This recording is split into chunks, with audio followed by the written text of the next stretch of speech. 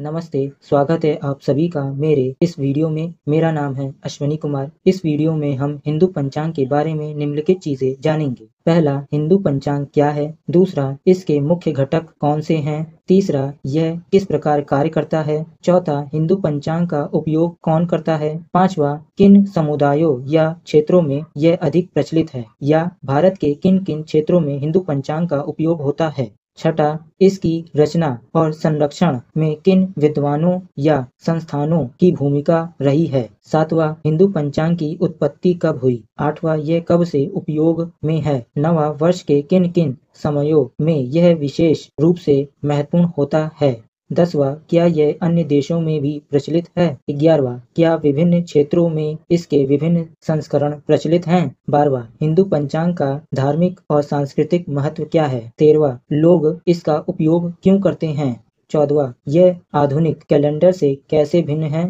और इसकी आवश्यकता क्यों महसूस होती है। 15वां, हिंदू पंचांग की गणना कैसे की जाती है। 16वां, यह तिथियों, त्योहारों और मुहूर्तों को कैसे निर्धारित करता है।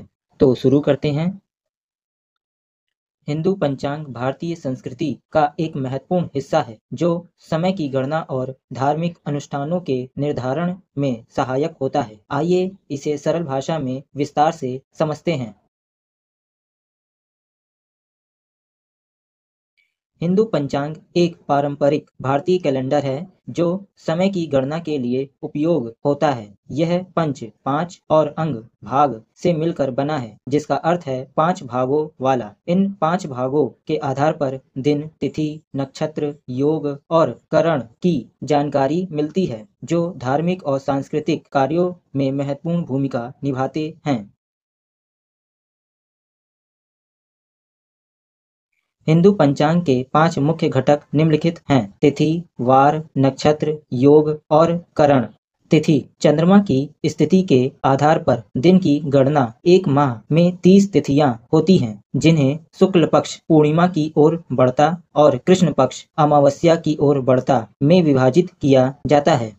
वार, सप्ताह के 7 दिन जो विशेष ग्रहों से जुड़े होते हैं। पहला रविवार सूर्य, दूसरा सोमवार चंद्रमा, तीसरा मंगलवार मंगल, चौथा बुधवार बुध, पांचवा गुरुवार गुरु, छठा शुक्रवार शुक्र, सातवां शनिवार शनि। नक्षत्र, चंद्रमा की स्थिति के आधार पर आकाश को 27 भागों में विभाजित किया गया है, जिन्हें नक्षत्र कहते हैं। प्रत्येक नक्षत्र का अपना महत्व होता है। योग, सूर्य और चंद्रमा की संयुक्त स्थिति से बनने वाले 27 योग होते हैं, जो शुभ और अशुभ समय का संकेत देते हैं। करण, प्रत्येक तिथि के 2 करण होते हैं, जो कुल 11 प्रकार के होते हैं। ये तिथि के आधे भाग को दर्शाते हैं और मुहूर्त निर्धारण में सहायक होते हैं।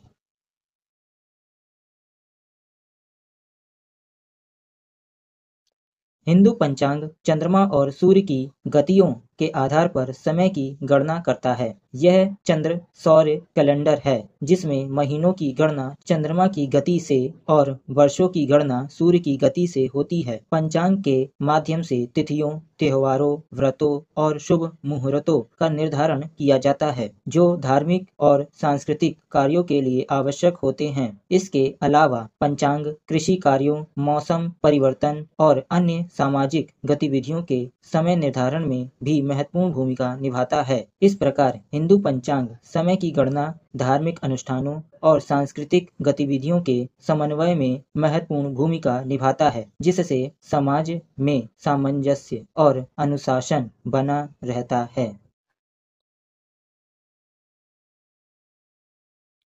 हिंदू पंचांग का उपयोग मुख्य रूप से हिंदू धर्म के अनुयायी करते हैं। इसके माध्यम से वे धार्मिक अनुष्ठानों, त्योहारों, व्रतों और शुभ मुहूर्तों का निर्धारण करते हैं। इसके अलावा ज्योतिषी, पुजारी और धार्मिक विद्वान भी पंचांग का उपयोग करते हैं, ताकि वे विभिन्न धार्मिक और सांस्कृतिक गतिविधियों का सही समय निर्धारित कर सकें। हिंदू पंचांग भारत के विभिन्न क्षेत्रों में प्रचलित है और प्रत्येक क्षेत्र में इसके अलग-अलग संस्करण उपयोग में लाए जाते हैं। उदाहरण के लिए विक्रम संवत पंचांग, यह उत्तर भारत, पश्चिम और मध्य भारत में अधिक प्रचलित है, तमिल पंचांग दक्षिण भारत विशेषकर तमिलनाडु में उपयोग होता है। बंगाली पंचांग पश्चिम बंगाल और कुछ अन्य पूर्वी भागों में प्रचलित है। मलयालम पंचांग केरल में प्रचलित है और यह सौर पंचांग है। इन पंचांगों के माध्यम से विभिन्न क्षेत्रों में स्थानीय त्योहारों, व्रतों और सांस्कृतिक कार्यक्रमों का आयोजन किया जाता है। हिंदू पंचांग की रचना और संरक्षण में प्राचीन काल से ही अनेक विद्वानों और संस्थानों की महत्वपूर्ण भूमिका रही है। प्राचीन खगोलविदों और ज्योतिषियों ने ग्रहों और नक्षत्रों की गतियों का अध्ययन करके पंचांग की रचना की। वर्तमान में भारत मौसम विज्ञान विभाग IMD के खगोल विज्ञान केंद्र द्वारा राष्ट्रीय पंचांग का प्रकाशन किया गया है, जो देश के लिए मानकीकृत पंचांग के रूप में कार्य करता है और कैलेंडर डेटा के लिए स्रोत सामग्री के रूप में उपयोगी है। इसके अलावा विभिन्न धार्मिक और सांस्कृतिक संस्थान जैसे मंदिर, समितियां, ज्योतिष परिषदें और स्थानीय पंचांग निर्माता पंचांग के संरक्षण और प्रसार में योगदान देते हैं। वे स्थानीय परंपराओं और आवश्यकताओं के अनुसार पंचांगों का निर्माण और वितरण करते हैं, जिससे समाज में धार्मिक और सांस्कृतिक गतिविधियों का समन्वय बना रहता है। इस प्रकार हिंदू पंचांग का उपयोग व्यापक रूप से हिंदू समुदायों द्वारा किया जाता है और इसकी रचना और संरक्षण में अनेक विद्वानों और संस्थानों की महत्वपूर्ण भूमिका रहती है। हिंदू पंचांग की उत्पत्ति वैदिक काल में हुई थी। उस समय सूर्य और नक्षत्रों के आधार पर समय की गणना की जाती थी। बाद में खगोलविदों और ज्योतिषियों जैसे आर्यभट्ट, वराहमिहिर और भास्कराचार्य ने पंचांग को विकसित किया और इसमें चंद्रमा की कलाओं का भी समावेश किया। हिंदू पंचांग प्राचीन काल से ही उपयोग में है। वैदिक काल से लेकर वर्तमान समय तक यह धार्मिक, सांस्कृतिक और सामाजिक गतिविधियों के लिए समय निर्धारण का प्रमुख साधन रहा है। भारत के विभिन्न क्षेत्रों में इसके विभिन्न संस्करण प्रचलित हैं, जैसे विक्रम संवत, शक संवत, तमिल पंचांग, बंगाली पंचांग आदि। हिंदू पंचांग वर्ष भर महत्वपूर्ण होता है, लेकिन कुछ विशेष समयों में इसका महत्व और बढ़ जाता है।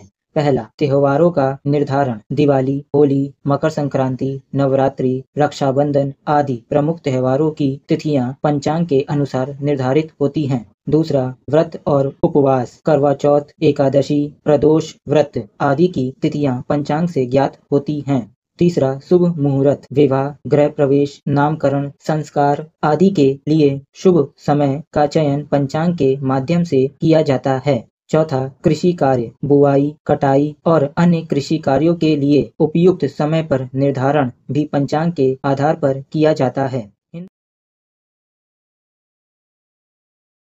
हाँ, हिंदू पंचांग का उपयोग भारत के अलावा अन्य देशों में भी होता है, विशेषकर उन स्थानों पर जहाँ हिंदू, बौद्ध, जैन और सिख समुदाय निवास करते हैं। इन देशों में Nepal, Sri Lanka, Myanmar, Thailand, Cambodia, Laos आदि शामिल हैं। इन देशों में धार्मिक और सांस्कृतिक त्योहारों का आयोजन हिंदू पंचांग के अनुसार किया जाता है।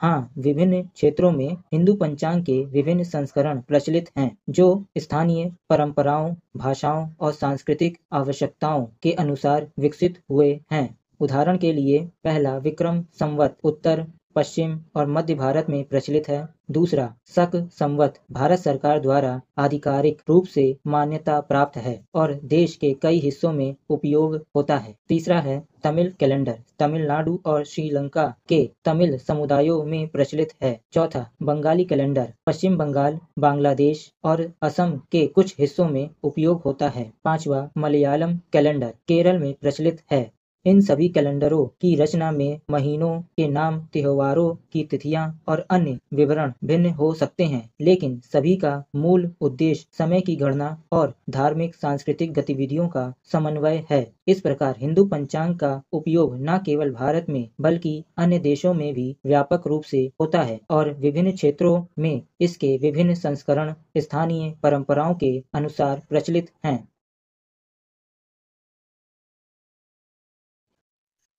हिंदू पंचांग का धार्मिक और सांस्कृतिक महत्व अत्यंत गहरा है।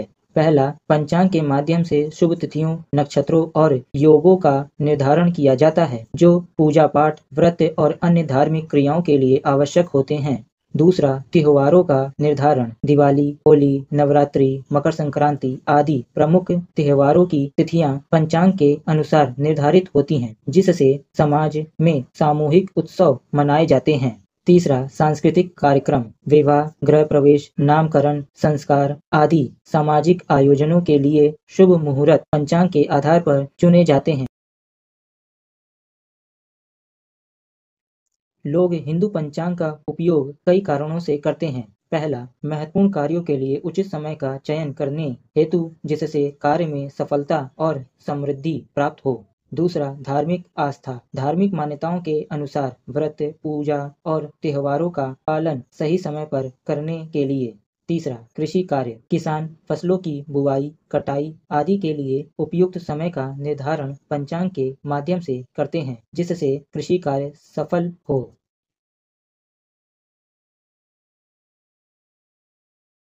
हिंदू पंचांग और आधुनिक ग्रेगोरियल कैलेंडर में कई भिन्नताएं हैं। पहला, समय गणना का आधार। ग्रेगोरियल कैलेंडर सौर प्रणाली पर आधारित है, जबकि हिंदू पंचांग चंद्रमा सौर प्रणाली लूनी सोलर पर आधारित होता है, जिसमें चंद्रमा और सूर्य दोनों की गतियों का समन्वय होता है।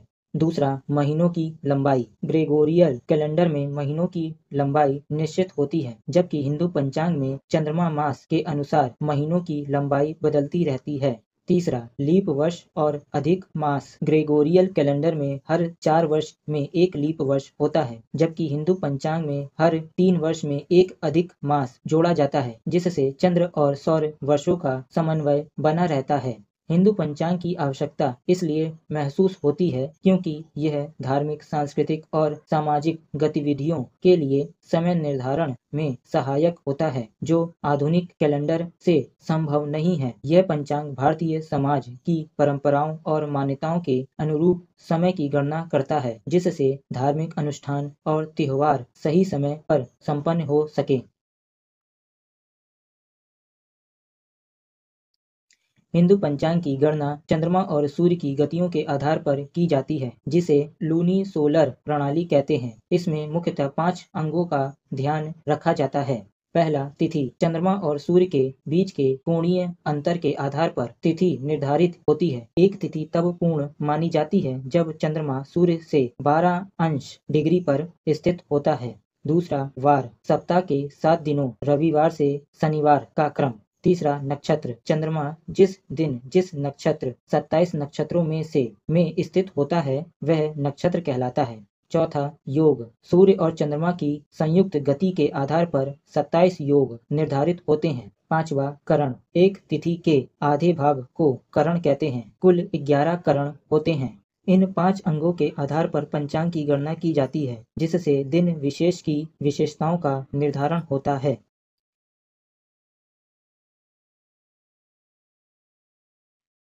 पंचांग के माध्यम से तिथियों, त्योहारों और मुहूर्तों का निर्धारण निम्नलिखित प्रकार से किया जाता है। पहला है तिथियां। चंद्रमा की स्थिति के आधार पर मास में 30 तिथियां होती हैं, जो शुक्ल पक्ष और कृष्ण पक्ष में विभाजित होती हैं। दूसरा, त्योहार। प्रत्येक त्योहार विशेष तिथि, नक्षत्र या योग पर आधारित होता है। उदाहरण के लिए रक्षाबंधन श्रावण पूर्णिमा को मनाया जाता है, जबकि दीपावली अमावस्या के दिन आती है। तीसरा, मुहूर्त। शुभ कार्यों जैसे विवाह, गृह प्रवेश के लिए पंचांग में शुभ तिथि, नक्षत्र, योग और करण के आधार पर मुहूर्त निर्धारित किए जाते हैं, जिससे कार्य सफल और मंगलमय हो। तो आपको ये वीडियो कैसी लगी कमेंट बॉक्स में ज़रूर बताइएगा। ऐसी ही वीडियोस को देखने के लिए आप मेरे YouTube चैनल को सब्सक्राइब कर सकते हैं। तो मिलते हैं अगली वीडियो में। जय हिंद।